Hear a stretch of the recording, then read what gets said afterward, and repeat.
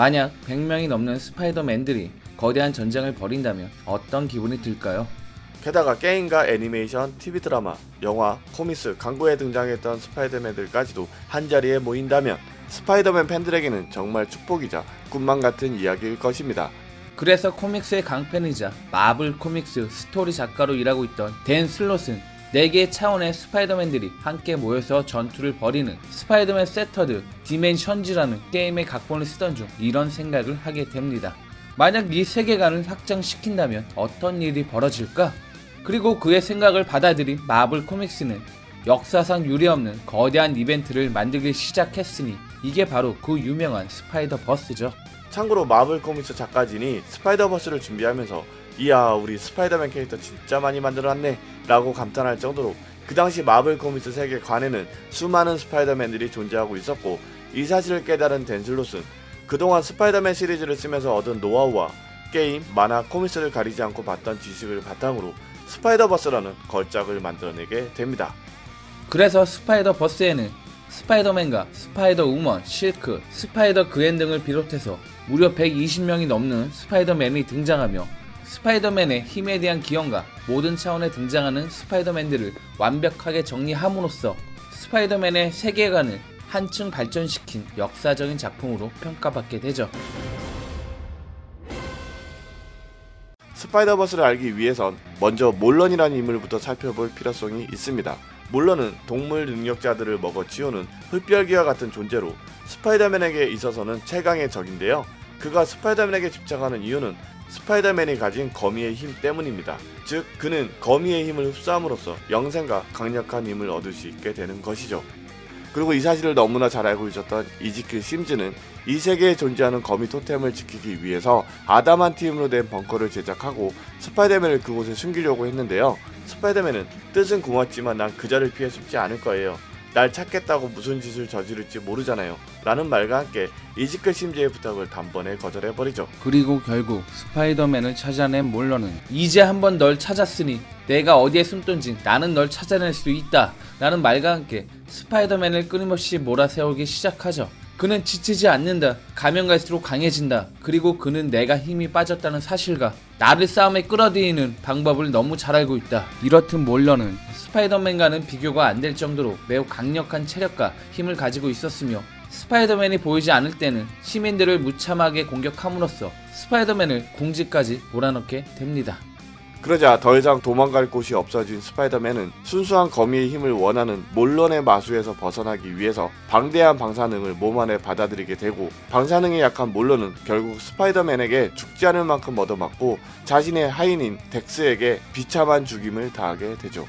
그리고 많은 세월이 흘러 다시 부활한 몰런과 또다시 싸우게 된 스파이더맨은 치열한 전투 끝에 한쪽 눈알이 뽑히면서 혼수 상태에 빠지게 됩니다. 그리고 병원까지 뒤쫓아온 몰런을 막기 위해서 스파이더맨을 간호하던 메리 제인이 필사적으로 몰런을 막아서는데요. 스파이더맨도 못 막은 그를 그녀가 막는다는 건 사실상 불가능에 가까웠죠.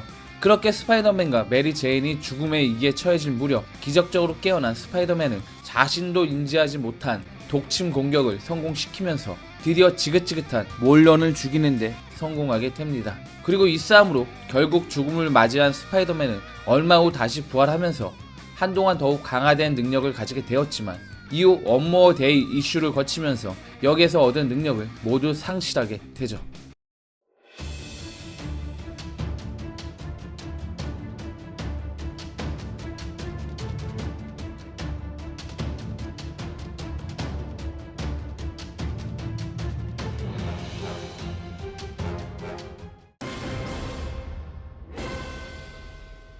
많은 세월이 흐른 후 스파이더맨을 죽음까지 몰아세웠던 몰런이 사실은 후계자들 중에 한 명이었다는 충격적인 사실이 밝혀지게 됩니다. 그들은 죽은 후에도 복제를 통해서 끊임없이 살아날 수 있으며 모든 동물들의 생명력을 먹으면서 영생을 누리는 종족이었는데요. 어느 날 모든 거미들의 과거와 현재, 미래를 볼 수 있고 운명의 거미줄을 만들어내는 마스터 위버를 사냥하면서 놀라운 예언을 듣게 됩니다. 거미의 후예들이 후계자들을 판멸로 이끌 것이라는 것, 그리고 스파이더맨들 중에서 디아더와 더 사이언, 더 브라이드 등을 찾아서 마지막 예언을 실현시켜야 된다는 것을 말이죠. 그러자 이 사실에 분노한 후계자들은 마스터 이버의 거미줄을 이용해서 전 차원에 있는 스파이더맨들을 학살하기 시작합니다. 그래서 스파이더맨의 능력을 이용해서 유랑 극단의 배우로 활동하고 있던 스파이더맨이 몰런에게 죽임을 당하는 것을 시작으로 애니메이션 스파이더맨과 그의 놀라운 친구들에 등장하는 스파이더맨, 스파이더캣, 1999년부터 2001년까지 미국에서 제작된 TV 애니메이션의 스파이더맨 등이 후계자들에게 비참한 죽임을 당하게 됩니다. 그리고 이것을 지켜보고 있던 스파이더 UK는 후계자들에게 대적하기 위해서 전 차원에 있는 스파이더맨들을 모으기 시작했고, 과거에서 온 슈피리어 스파이더맨은, 참고로 슈피리어 스파이더맨은 닥터 옥토퍼스가 피터 파커의 육체를 빼앗으면서 탄생한 스파이더맨인데요.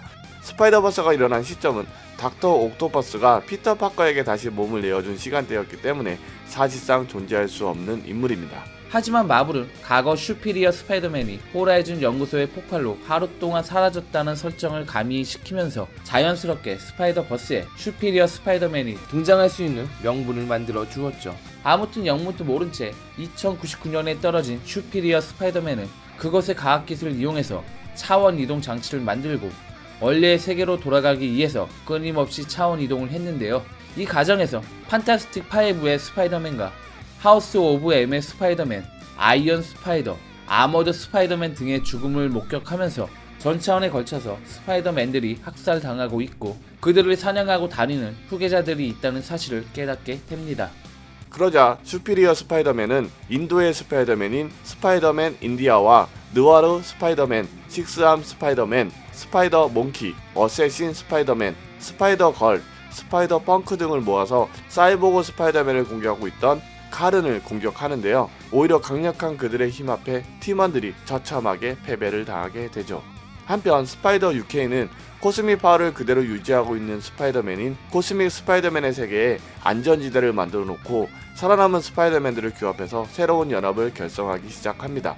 그리고 유일하게 몰론을 죽인 본 세계관의 스파이더맨을 영입하고 곧이어 슈피리어 스파이더맨 팀들이 합류하면서 드디어 살아남은 모든 스파이더맨들이 한자리에 모이게 되죠. 하지만 얼마 후 후계자들이 쳐들어오면서 스파이더맨들과 후계자들 간에 생사를 건 전투가 벌어지는데요. 놀랍게도 슈피리어 스파이더맨이 그동안 후계자들을 상대하면서 얻은 경험을 바탕으로 후계자 중에 한 명인 데이모스를 죽이는 데 성공하자 이 사실에 희망을 품은 본 세계관의 스파이더맨은 팀을 3개로 나누어서 후계자들을 상대할 준비를 시작합니다. 그리고 데이모스의 시체를 연구할 팀으로 스파이더맨 2099와 식스한 스파이더맨, 레이디 스파이더 등이 파견되고 후계자들의 클론 공장을 조사할 요원으로 스칼렛 스파이더맨과 스칼렛 스파이더맨, 블랙 이도우 등이 파견되었으며 흑인 스파이더맨이 마일즈 모랄레스와 애니메이션 얼티밋 스파이더맨에 등장하는 스파이더맨은 살아남은 스파이더맨들을 끌어모으는 임무를 수행하게 됩니다. 그리고 이 과정에서 일본의 스파이더맨들이 영입되면서 레오팔던을 가지고 있는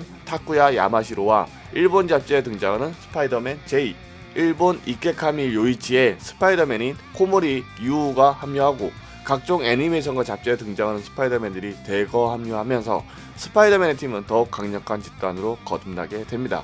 또한 스칼렛 스파이더맨의 활약으로 후계자들의 클론 공장이 파괴되고 후계자들 중에 한 명인 카른을 팀으로 영입시키면서 비로소 후계자들과 싸울 수 있는 발판을 마련하게 되죠. 참고로 카른은 과거 후계자들이 마스터 이버를 사냥할 당시 잠시 머뭇거렸다는 이유 하나만으로 어머니가 죽임을 당하고 그 죄책감으로 스파이더맨들을 학살하고 다녔던 인물인데요.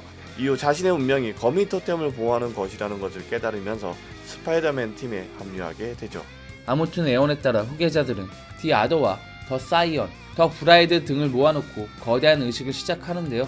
얼마 후 들이닥친 스파이더맨들에게 처참하게 패하고 슈피리어 스파이더맨에게 마스터 이버가 죽으면서 결국 그들은 핵전쟁으로 지구가 멸망한 세계인 지구 3145에 갇혀 지내는 신세로 전락하게 됩니다. 그리고 싸움이 끝난 후 스파이더맨들은 각자의 세계로 돌아가기 시작했는데요. 바로 그때 슈피리어 스파이더맨이 모든 차원의 거미줄을 끊으면서 스파이더맨의 세계가 하나씩 사라지는 충격적인 사건이 발생합니다. 내 운명이 어떻게 될지 안 이상 나는 그 운명을 거부할 거야. 너희가 잘 알고 있는 사나이 오토 옥타비우스를 이해해. 참고로 슈피리어 스파이더맨이 이런 사건을 일으킨 이유는 미래에는 자신이 존재할 수 없기 때문이죠. 즉 앞에서 설명해 드린 대로 이 시점은 닥터 옥토퍼스가 피터 파커에게 몸을 내어주고 죽은 시점이었기 때문에 얼리의 세계로 돌아간다고 해도 결국 그는 죽을 수밖에 없는 운명이었죠. 그래서 그는 모든 실타래를 끊고 자신만의 운명을 개척하려고 했는데요. 결국 피터 파커에게 패하면서 그는 강제로 본 세계관의 차원 이동을 당하게 되고 죽은 마스터 이버 대신 카른이 그 자리를 대신하면서 이 거대한 스파이더버스는 막을 내리게 됩니다. 이렇듯 스파이더버스는 모든 매체에 등장했던 스파이더맨과 그동안 스파이더맨이 입었던 코스튬과 능력들을 캐릭터화시키면서 스파이더맨에 관련된 모든 것을 완벽하게 표현하고 있으며 마지막에 슈피리어 스파이더맨이 거미줄 가닥을 끊으면서 쓸모없어진 차원들까지도 깨끗하게 정리했기 때문에 스파이더맨을 좋아하는 팬들에게는 매우 값지고 즐거운 이벤트라 할 수 있을 것입니다. 따라서 스파이더버스를 보다 정확하고 자세히 알고 싶으신 분들은 한국에 정발된 많은 책들을 한 번쯤 읽어보시길 추천드립니다. 물론 스파이더맨의 기원과 활약성을 그린 스파이더버스의 팀워크가 스파이더맨 2099 엣지 오브 스파이더버스와 같은 타이인 시리즈는 정발되지 않았지만 이건 이후 스파이더버스에 등장했던 스파이더맨들을 정리하면서 저희가 친절하게 풀어드릴 예정이니 너무 걱정하지 마시고요. 그럼 다음 시간에도 즐거운 주제로 찾아뵐 것을 약속드리며 저희는 지금까지 히파즈였습니다.